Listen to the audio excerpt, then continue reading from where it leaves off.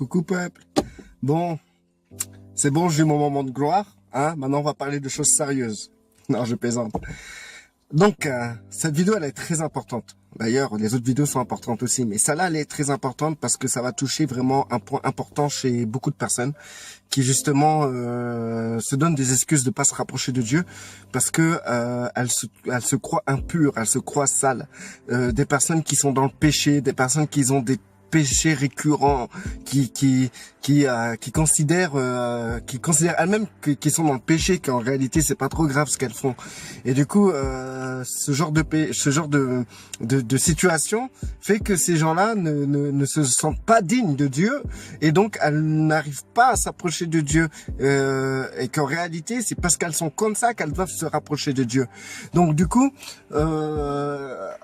voilà, je vais pas définir c'est quoi le péché, hein. On va simplement rester sur le fait que ce que toi tu considères être un péché dans ta vie, ce qui te donne mauvaise conscience dans ta vie, ce que tu fais et que tu penses que c'est mal de faire cela, considère-le comme un péché envers Dieu. D'accord? Tout simplement. On va pas se prendre la tête à chercher des définitions théologiques du péché ou des péchés, etc.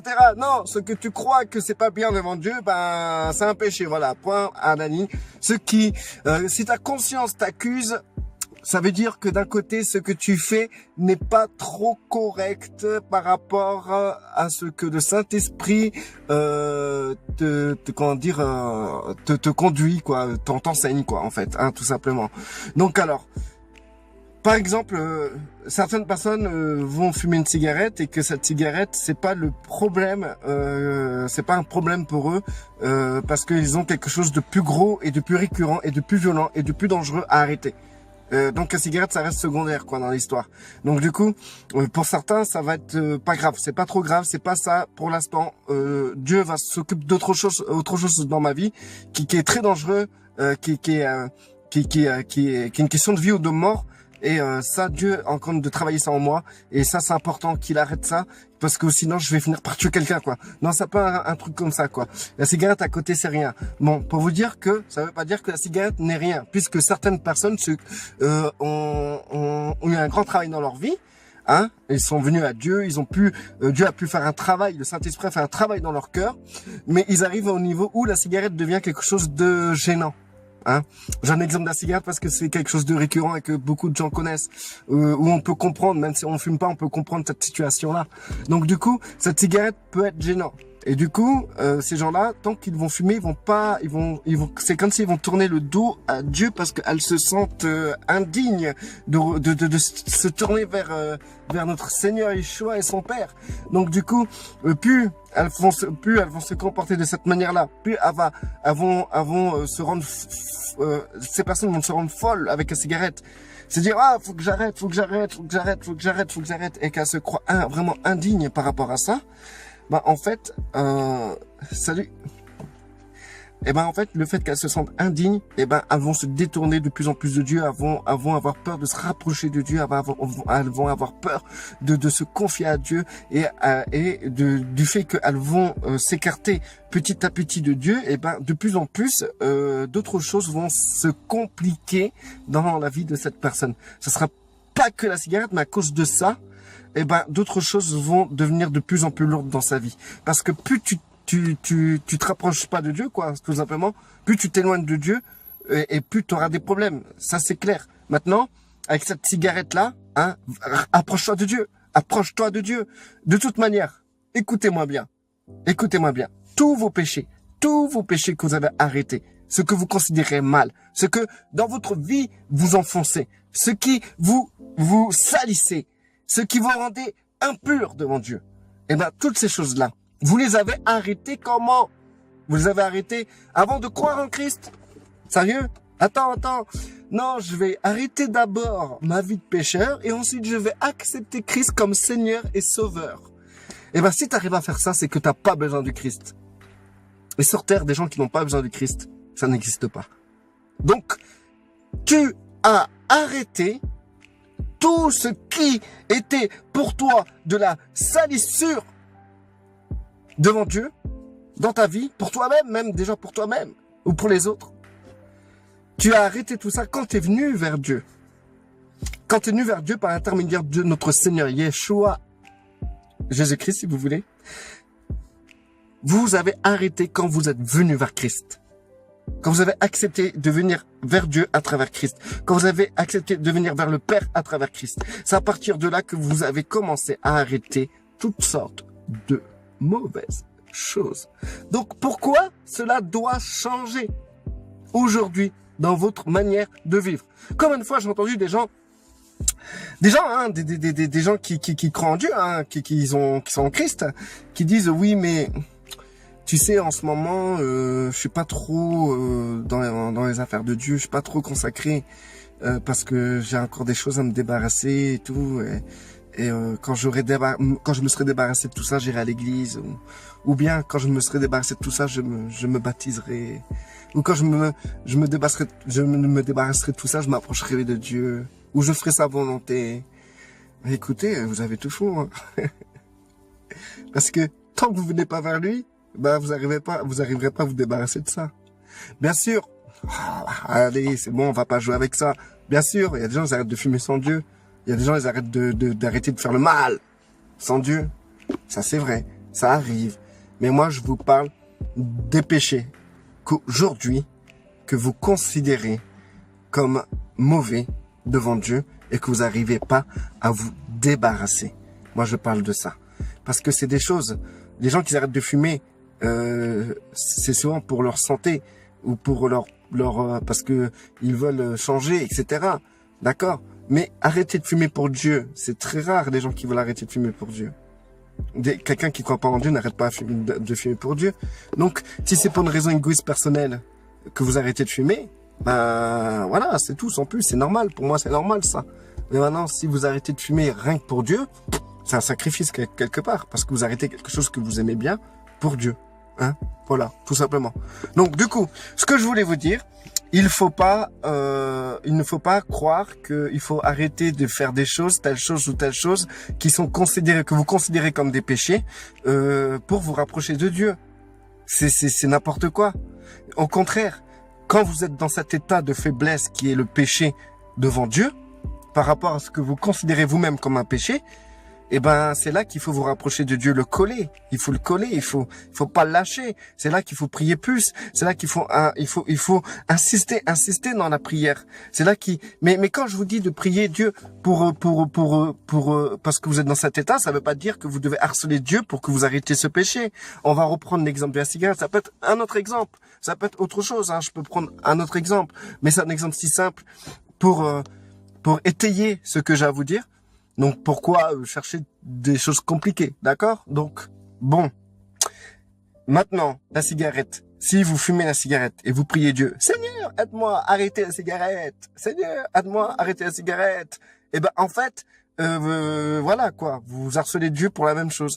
Mais moi, quand je vous dis de vous rapprocher de Dieu, c'est pas que vous rapprochez de Dieu pour que vous allez l'harceler pour qu'il vous rende parfait. Non. Je vous dis de vous rapprocher de Dieu, c'est simplement pour que vous ayez une communion plus forte avec lui.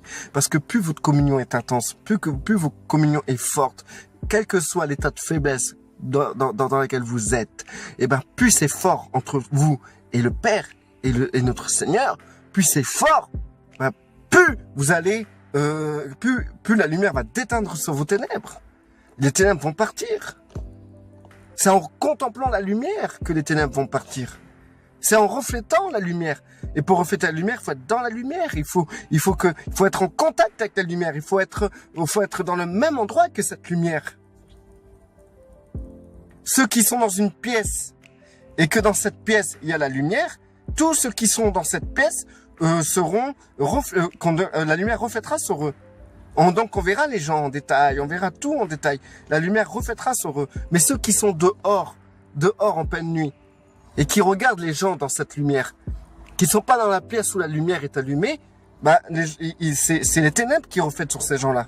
Donc, le seul moyen de refléter la lumière, où la lumière reflète sur nous, c'est d'être dans la même pièce que cette lumière, et pas à l'extérieur. Donc, si vous restez à l'extérieur avec vos péchés, avec tout ce qui va pas dans votre vie, eh ben vous allez tout le temps refléter ces ténèbres. Maintenant, je vous demande, avec simplicité, ce que je vous dis, plutôt pas ce que je vous demande, c'est que vous devez rentrer dans cette pièce où il y a la lumière. C'est-à-dire, rentrer devant le trône du Père en Christ, à travers Christ. Vous avez un accès gratuit tel que vous êtes. Vous n'avez pas besoin d'être parfait pour être devant le trône du Père. Dès que vous rentrez en contact avec Christ, déjà son sang vous purifie. Le sang du Christ coule sur nous. Nous sommes couverts par son sang. Le sang qui a été le sang d'une alliance parfaite, l'alliance de la grâce, dans laquelle où Christ prend nos péchés, nos défauts, nos fautes. Dès que vous rentrez en contact avec Christ, c'est automatique. C'est automatique. Vos péchés sont, je dirais, un terme catholique qui est magnifique, j'aime bien.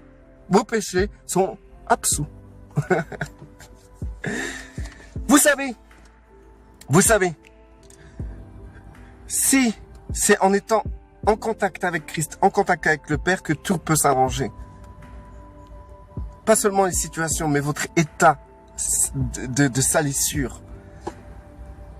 Si vous êtes plein de boue sur vous, bah le seul moyen, vous pensez vraiment que la boue que vous avez sur vous, si vous vous rapprochez pas du Père, vous pensez vraiment que vous pouvez l'enlever.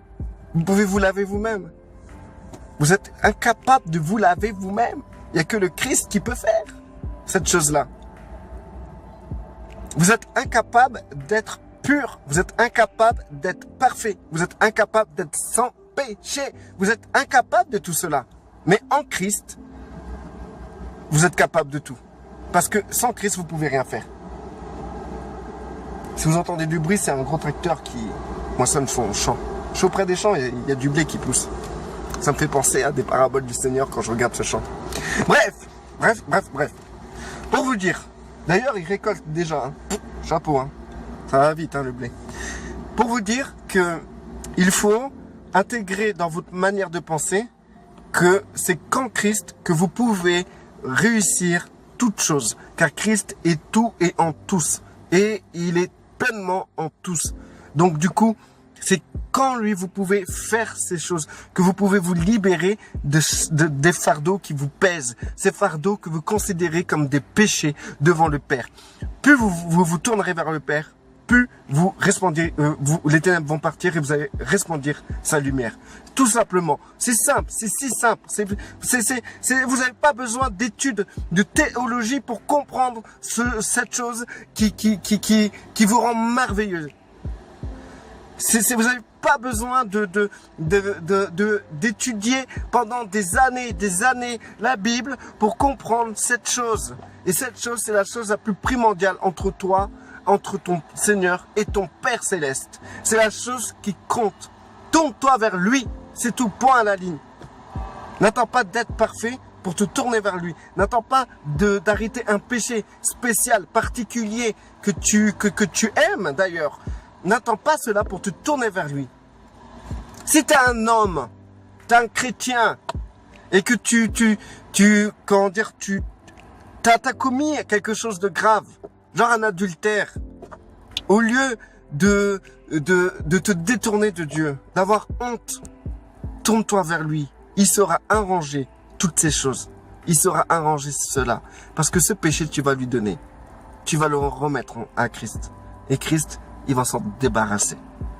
Si tu as fait des choses mal, tourne-toi vers Dieu. Parce que ces choses mal seront, comment exprimer cette chose-là? Avec simplicité. Seront effacées. Ouais, pourquoi pas? Seront effacées automatiquement. C'est automatique. La plus grande des choses que tu as faites et que c'est mal et que ça te culpabilise, tourne-toi vers Christ. Et si c'est dur, si tu as la culpabilité, même si tu te tournes vers Christ, donc alors tourne-toi encore plus vers Christ. Encore et encore plus vers Christ. Moi, j'ai fait des choses, je peux vous le dire, des choses qui sont très graves. Et je peux vous dire un truc. Eh ben, écoutez, c'est en me tournant comme un malade, un fou, un taré vers Christ que j'ai pu guérir. Tout simplement. On a tous fait des choses. On a tous fait le mal. On a tous fait le mal. On a tous agi mal envers notre prochain. on a fait du mal à nos prochains. On a fait des choses qui sont affreuses devant Dieu. Moi, j'ai commis l'abomination en étant dans l'occultisme, en achetant des ouvrages sataniques pour comprendre c'est quoi les sorts, la lecture des mains, pour tout ça, tout en sachant que Christ était notre Seigneur. Et encore, j'en passe des choses. J'ai fait beaucoup de mal pour rester debout aujourd'hui. Eh ben, en fait, il y a qu'en Christ que je peux être debout. Parce que Christ, il est debout à ma place. Parce que moi, je suis mort, écroulé. Je suis KO. Je ne peux survivre en ayant conscience de Dieu, en ayant conscience de Christ, avec le mal que j'ai commis. Je peux pas survivre avec ça. C'est pas possible. Il fallait que je meure. C'est pour ça que j'ai décidé de mourir en Christ. C'est plus moi qui vis, c'est Christ qui vit en moi. Parce que moi, ma vie, elle est foutue. Donc du coup, aujourd'hui, je suis une nouvelle créature en Christ. Et c'est à force de vous tourner vers Dieu à 100%. Donnez-vous à 100% à Dieu. Tournez-vous, vous, tel que vous êtes, avec votre péché. Tournez-vous vers Dieu avec votre péché. Et vous verrez le miracle. Comment Dieu peut vous transformer en douceur. Restez bénis, frères et sœurs.